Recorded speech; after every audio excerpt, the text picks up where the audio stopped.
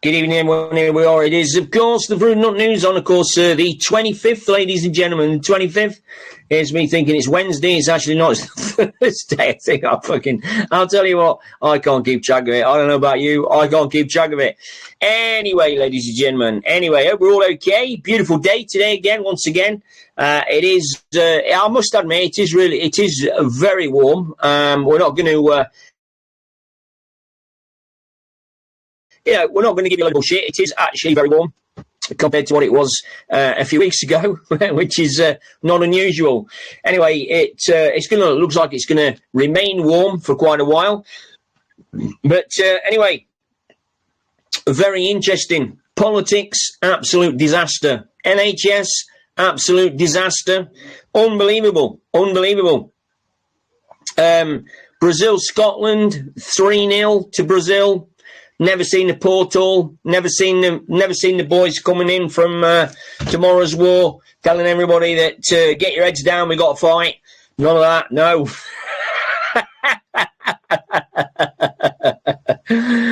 Remember, you can't trust dates. And then, of course, let's take you back to 2012. 2012, ladies and gentlemen. 22nd of June, 2012, Melania tweeted up, "A storm is coming." Fucking 14 years ago. 14 years, mind you. I suppose if you're trying to change the planet, it does take a while there. It does take a while to change the planet. So don't be getting too disheartened.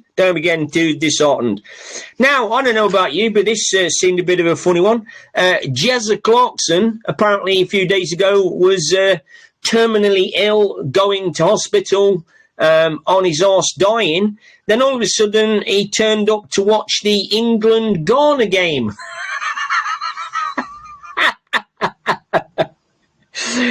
Oh dear, it's a comedy show. Meanwhile, of course, Harry Kane apparently was attacked by a Ghanaian witch doctor. Now, after the game, Harry said, "My legs weren't mine. They seem to be in another universe."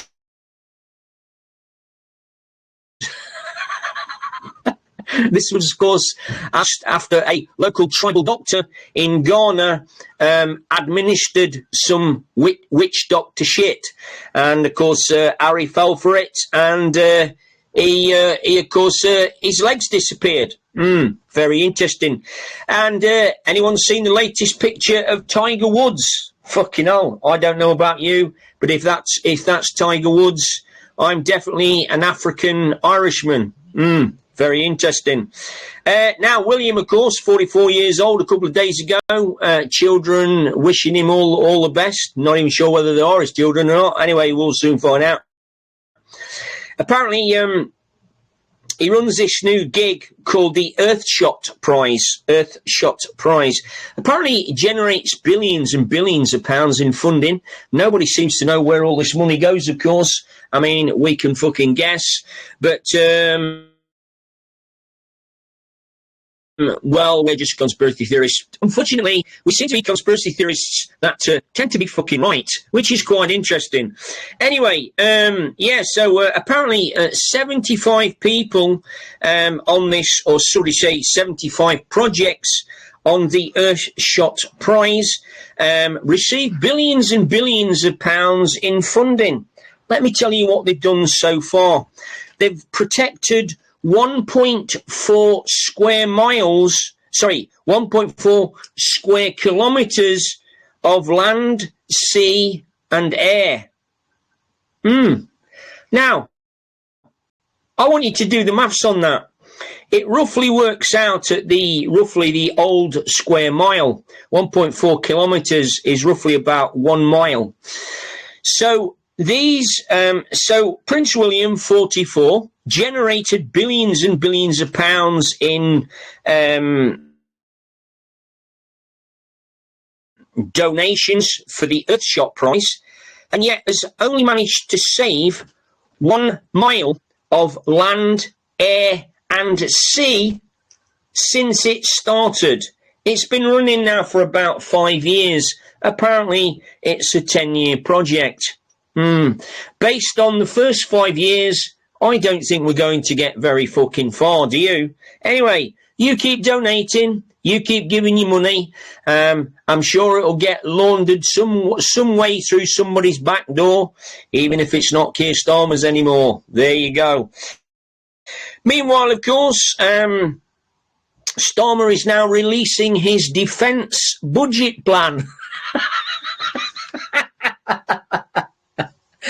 Oh dear, the irony. So let's just have a quick recap here. John Healey, the defence minister, wanted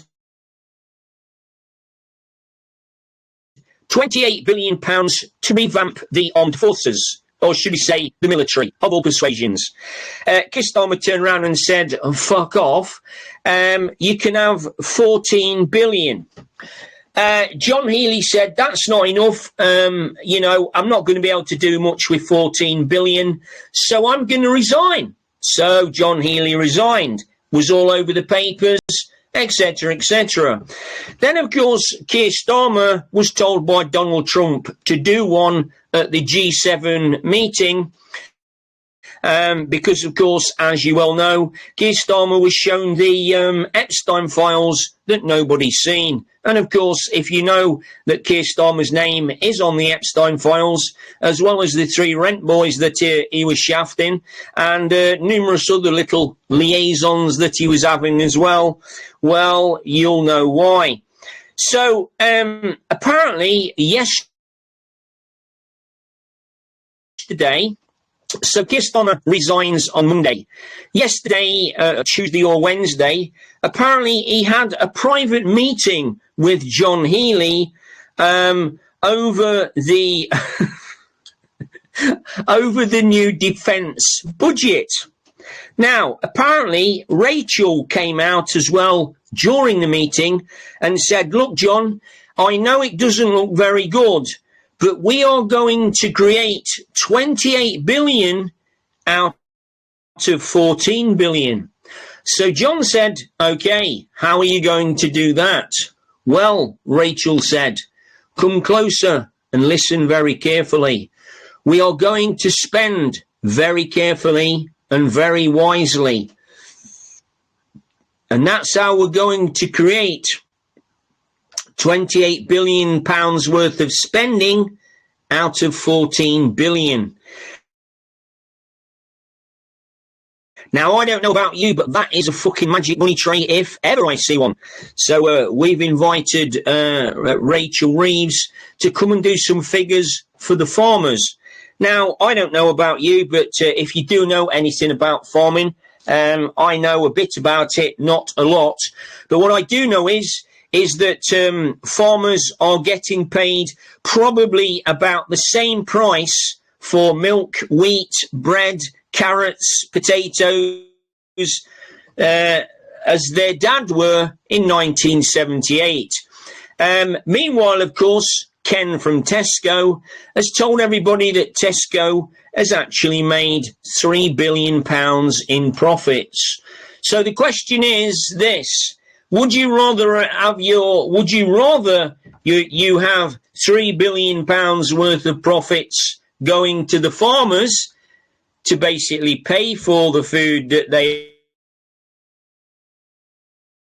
are producing, or would you prefer it to go to the shareholders of Tesco, who basically do fuck all, sit on their arses all day long and laugh at you lot because you're all a bunch of wankers? There you go. Well, it's clear to me what you should and shouldn't do, but anyway, it's up to you. Then, of course, we come to Andy Burnham. Now, Andy Burnham, of course, as you well know, rejected twice as an MP, Friends of Israel, doesn't like rape gang inquiries. That's a little bit too near to the knuckle. Of course, loves a certain coloured vote, of course. What else? A typical what I would look at and call, yeah, he's a yes man. Yes. Okay. Now, he's coming to power, or apparently he's coming into power. he hasn't got no plan. He doesn't know what he's doing. He's got no idea what he's going to do with the economy. He's got no idea what he's going to do about the rape gangs. He's got no idea what he's going to do about immigration. He's got no idea about the rape gangs, and he's certainly got no idea about the cost of living.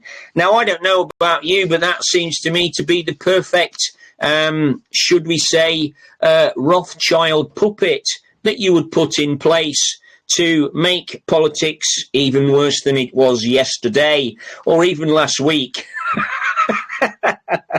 But anyway, people are very slowly waking up, and that, of course, is what it's all about. Now, don't forget, over the last few days, the UK has been closed. It's been closed for the hot weather. It's been closed because the sun was out. It's been closed because, according to the BBC, it was too hot to do anything. Apparently, it was too hot to move. It was too hot to blink. It was too hot to move your hands. It was too hot to present any type of news. It was too hot to travel on the train. It was too hot to travel on the bus. And it was certainly too hot to travel by car.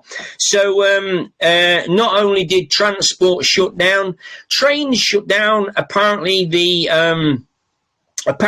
rails were expanding at such a rate that we happened to have twice as much track as what we had last Thursday, which is actually quite an interesting feat. Anyway, yeah, don't travel on trains. It could be dangerous. Now, don't forget, the advice by the BBC was to stay at home. Close your windows, close your curtains, get a hot water bottle and curl up in bed. We don't want any of that breeze blowing through the house. Oh, no, because we want you to die as quick as you can. It will save all the fucking medicine that we give you and all the poison that we give you as well. It will save us lots of money. So just lie down and die quietly.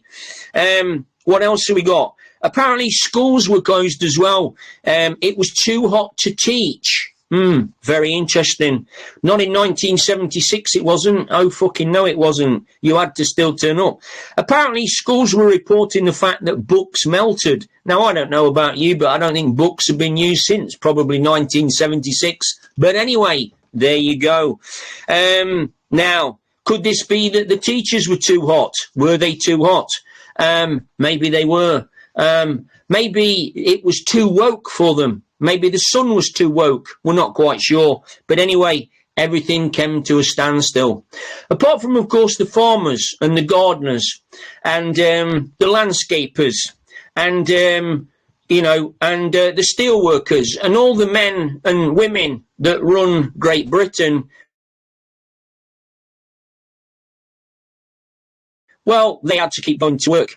Meanwhile, of course, all the tossers, they were basically, having 3 or 4 days extra holiday, courtesy of God. Very interesting. Now, I didn't know this as well, but apparently the doner kebab is now being voted the most romantic meal for lovers.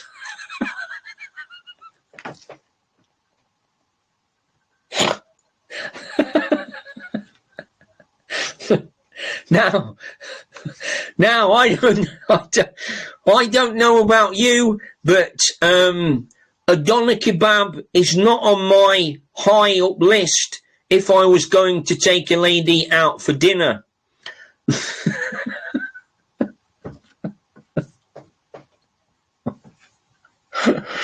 I can just imagine the scenario now. All right, love. Okay. Yeah, we'll have 2 doners, a couple of Cokes, and could we have some Ben & Jerry's ice cream afterwards? Fucking hell. Very interesting. Anyway, meanwhile, Romeo Beckham. Very interesting. Now, Romeo Beckham started off apparently Romeo is quite good looking, apparently. I don't know because I'm not into men. But apparently Romeo started to play football. All of a sudden, people realised that he actually wasn't that fucking good. And then apparently he decided that he was going to go into modelling. So, of course, he went into modelling. Now, he seems to have been relatively successful in that. I'm not saying massively successful, but he seems to have done okay. Now, of course, he's now apparently had some drama training, and he's now going to star in a new film called Romeo and Juliet.